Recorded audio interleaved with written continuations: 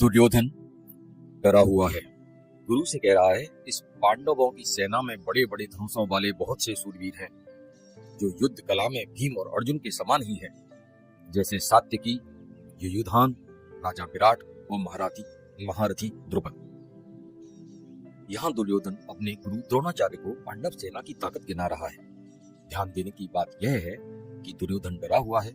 वह देख रहा है कि पांडवों की सेना, जिसे वो कमजोर समझता था, उसमें ऐसे योद्धा हैं जो दुनिया के सर्वश्रेष्ठ योद्धाओं भीम और अर्जुन के बराबर ताकत और शक्ति रखते हैं। यह श्लोक अत्र सूरा महेश्वासा भीमार्जुन समा युधि युयुधानु विराटश्च द्रुपदश्च महारथः, मतलब पांडवों ने सिर्फ योद्धा नहीं जुटाए हैं, बल्कि क्वालिटी और महारथी जुटाए हैं। वह योद्धा जो अकेले 10,000 योद्धाओं से लड़ सके।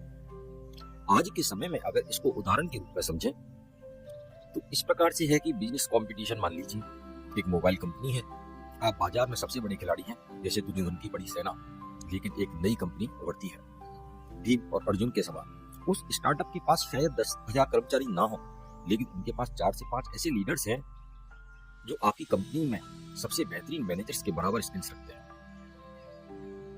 दुर्योधन यहाँ द्रोणाचार्य को चेतावनी दे रहा है, सामने वाले को छोटा मत समझो गुरु।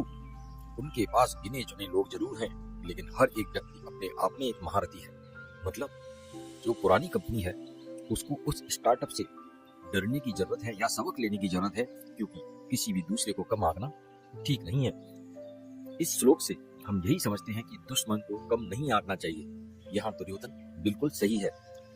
कभी कभी अपने कॉम्पिटिटर की छोटी संख्या को देखकर यह समझ लें कि वह कमजोर है तो आप धोखा खा सकते हैं। और सही टीम का चयन, जिस प्रकार से पांडवों ने विराट और द्रुपद जैसे अनुभवी लोगों को जोड़ा, वैसे ही अनुभवी लोगों का साथ आपके जीवन में आपको नई ऊंचाइयों पर पहुंचा सकता है।